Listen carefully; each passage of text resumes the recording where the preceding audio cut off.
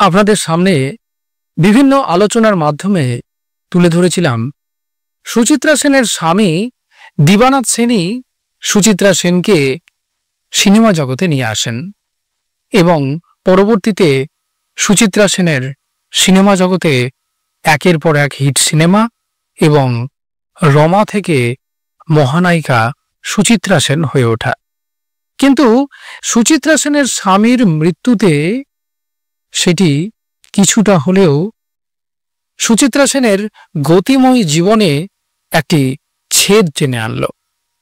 হঠাৎই সুচিত্রা সেনের কাছে শুটিং ফ্লোরে খবর এলো তার স্বামী হৃদরোগে আক্রান্ত হয়ে দেহ রেখেছেন। সুচিত্রা সেন সেই খবর শুনে শুটিং ফ্লোর ছেড়ে কি তার স্বামীর মৃতদেহের উদ্দেশ্যে রওনা দেন, নাকি শুটিং শেষ করে তবেই যান? এছাড়াও সুচিত্রা সেন তার স্বামীর পিণ্ডদান করতে কি গয়ায় গিয়েছিলেন? আর যদি গিয়ে থাকেন তাহলে পুরোহিতকে তিনি কোনো প্রশ্ন জিজ্ঞেস করেছিলেন কিনা? দিবানাথ সেনের মৃত্যুর পর সুচিত্রা সেনের মানসিক অবস্থা ঠিক কি হয়েছিল, এই সংক্রান্ত বিভিন্ন অজানা তথ্যাদি নিয়েই রয়েছে আজকের বিশেষ প্রতিবেদন। আর আপনারা রয়েছেন প্রতিদিনের মতো আবারও the legend and history 365 YouTube চ্যানেলের পর্দায় দিবাকর সাথে। তিনি মহানায়িকা সুচিত্রা সেন। শুটিং ফ্লোরে তার দাপট ছিল, তিনি দাপটের সঙ্গে অভিনয় করতেন। শুটিংয়ের পর তিনি নাকি দম্ভের সঙ্গে চেয়ারে বসে বই পড়তেন, কারোর সঙ্গে কথাও বলতেন না।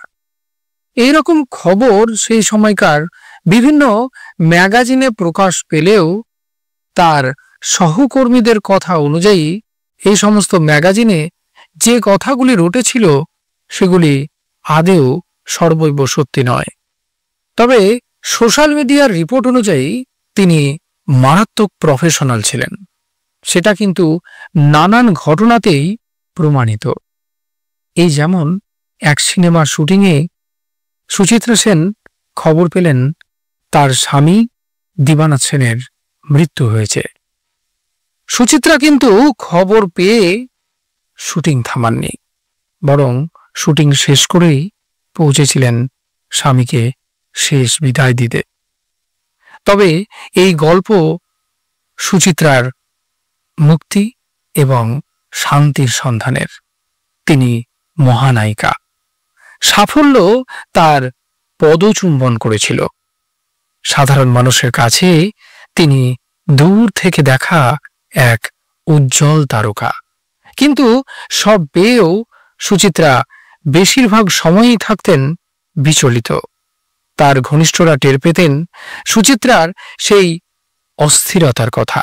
তবে মহানায়িকা কাউকেই কোনোদিন পেতে দেননি তার মনের খবর। ঠিক যেমন কখনো কাউকে টের পেতে দেননি তার সঙ্গে তার স্বামী দিবানাথ সেনের ঠিক কেমন সম্পর্ক ছিল। জানা যায় পুরীতে ঘুরতে গিয়ে স্বামী দিবানাথ সেনের মা সুচিত্রাকে একবার দেখেই পছন্দ করে নেন। তারপর চটজলদি বিয়ে। সুচিত্রার তখন বয়স খুবই অল্প।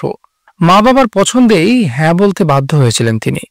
তারপর কলকাতায় এসে দিবানাথের সঙ্গে সংসার জীবন শুরু তার। এই দিবানাথ সেনের জন্যই অভিনয়ে এসেছিলেন সুচিত্রা সেন। স্বামী দিবানাথের হাত ধরেই প্রথম স্টুডিওতে পা দিয়েছিলেন তিনি। স্বামী দিবানাথের নানান পরামর্শেই ধীরে ধীরে হয়ে উঠেছিলেন মহানায়িকা। গুঞ্জনে রয়েছে, তবে পরের দিকে সুচিত্রার এই অভিনয়ই তার দাম্পত্যের কাঁটা হয়ে ওঠে। এমনও শোনা যায় উত্তম ও সুচিত্রাকে নিয়ে ইন্ডাস্ট্রি জুড়ে যে রটনা রটেছিল তা মোটেই পছন্দ করতেন না সুচিত্রা সেনের স্বামী দিবানাথ সেন।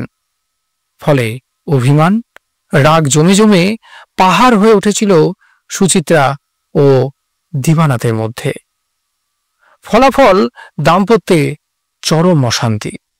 শোনা যায় মহানায়িকাকে বহুদিন তার স্বামীর মদ্যপ অবস্থায় তার স্বামীর মুখ থেকে কুকথা শুনতে হয়েছে, কিন্তু সুচিত্রা সেন মুখ বুজে সবকিছু শুনেছেন। সেই অশান্তির আঁচ পড়তে দেননি তার অভিনয় জীবনে, এমনকি মেয়ের উপরও। তাই একটা সময় পর মেয়েকে সঙ্গে নিয়ে স্বামীর বাড়িও ছেড়েছিলেন, কিন্তু কখনো বাইরের মানুষদের বুঝতে দেননি তার জীবনের ঝড়কে। বরং ব্যক্তিগত জীবনকে মেকআপের আড়ালে লুকিয়ে তিনি হয়ে উঠেছিলেন অনুরাগীদের স্বপ্ন সুন্দরী। 1969 সালে পরিচালক সুশীল মুখোপাধ্যায়ের মেঘ কালো ছবির শুটিং করছিলেন সুচিত্রা সেন। তখনই খবর আসে সুচিত্রার স্বামী আর নেই। জাহাজে ট্র্যাভেল করার সময়ই হৃদরোগে আক্রান্ত হয়েছিলেন সুচিত্রার স্বামী দিবানাথ সেন। স্বামীর মৃত্যুর খবর পেয়ে পাথর হয়ে গিয়েছিলেন সুচিত্রা। শুধু বলেছিলেন, আমার জীবনের একটা চাবি হারিয়ে গেল। তবে স্বামীকে হারিয়ে মারাত্মক শোকগ্রস্ত হলেও বুকে কষ্ট নিয়েই মেঘ কালোর শুটিং শেষ করেছিলেন সুচিত্রা। মনের মধ্যে লুকিয়ে রেখেছিলেন একটা ইচ্ছা, যা কিনা পূরণ করতেই হতো সুচিত্রাকে। সময়টা 70 দশকের একেবারে গোড়ার দিক। তখন সুচিত্রা আলো আমার আলো ছবির শুটিং করছেন, সঙ্গে নায়ক উত্তম কুমার। হঠাৎই ইন্ডাস্ট্রিতে নানাবিধ কারণে ধর্মঘট শুরু হলো। একে একে বন্ধ হতে থাকলো ছবির শুটিং। ঠিক তখনই পরিচালক পিনাকি মুখোপাধ্যায়কে নিয়ে বেনারসে রওনা দিলেন সুচিত্রা সেন। পিনাকিকে সুচিত্রা জানিয়েছিলেন তিনি স্বামী দিবানাথের পিণ্ডদান করতে চান। সেই কারণেই পিনাকিকে সঙ্গে নিয়ে বেনারস থেকে গয়া গিয়েছিলেন মহানায়িকা। জানা যায় গয়ায় সুচিত্রার সব আচার অনুষ্ঠান মেনে পিণ্ডদান সম্পন্ন করেন। ততদিনে বলিউডে মমতা ছবি মুক্তি পেয়ে গিয়েছে। ফল্গু নদীর তীরে হাজার হাজার মানুষের ভিড়ে সুচিত্রা যখন পুরোহিতের সঙ্গে স্বামীর পিণ্ডদান করছেন, তখন অনেকে তাকে দেখলেও বিশ্বাস করতে পারেননি এটাই সেই সিনে পর্দার অভিনেত্রী। সেদিন পিণ্ডদানের পর পুরোহিতকে একটা প্রশ্ন করেছিলেন মহানায়িকা। জিজ্ঞাসা করেছিলেন, সত্যিই কি এখানে আসলে মুক্তি পাওয়া যায়? সুচিত্রার প্রশ্নে কিছুটা অবাক হয়েছিলেন পুরোহিত। এমনকি সেই প্রশ্নে ঠিকমতো উত্তর দিতে পারেননি পুরোহিত। আসলে কথিত রয়েছে গয়ার বিষ্ণুপদ মন্দিরে ভগবান বিষ্ণুর পদচিহ্ন রয়েছে। এখানে পিণ্ডদান করলে আত্মার মোক্ষ লাভ হয়। হয়তো সুচিত্রা পুরোহিতের কাছে সেই কথাই আরেকবার যাচাই করে নিচ্ছিলেন, কিন্তু সদুত্তর তিনি পাননি। আর তাই তো এরপর গয়া থেকে সোজা বেনারসে চলে আসেন মহানায়িকা। খবর পান ধর্মঘট উঠেছে, ফের ছবির শুটিং শুরু হবে। কিন্তু সুচিত্রা কলকাতা ফিরলেন না। পরিচালককে অনুরোধ করলেন তাকে দুদিন একা ছেড়ে দিতে। তিনি কিছুটা সময় বেনারসেই থাকতে চান। সেদিন সুচিত্রার অনুরোধ শুনেছিলেন পরিচালক পিনাকি।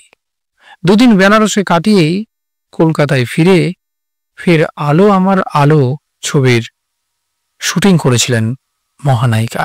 তবে কে জানত এই স্বপ্ন সুন্দরীর মন অশান্ত। নাম যশ প্রতিপত্তি থাকলেও শান্তি ছিল না। কি কারণে সুচিত্রা সেন বেনারসের গঙ্গার ঘাটে ঘন্টার পর ঘন্টা বসে থাকতেন গঙ্গার দিকে তাকিয়ে? সে উত্তর আজও অধরা। তো বন্ধুরা, সুচিত্রা সেন সংক্রান্ত এই সমস্ত অজানা তথ্যগুলি জানতে পেরে আপনাদের ঠিক কেমন লাগলো অবশ্যই কমেন্ট বক্সে কমেন্ট করে জানাতে ভুল করবেন না। আর চ্যানেলে নতুন হয়ে থাকলে সাবস্ক্রাইবের পাশাপাশি পাশে থাকা বেল আইকনটিও প্রেস করার জন্য অনুরোধ রইল। নমস্কার।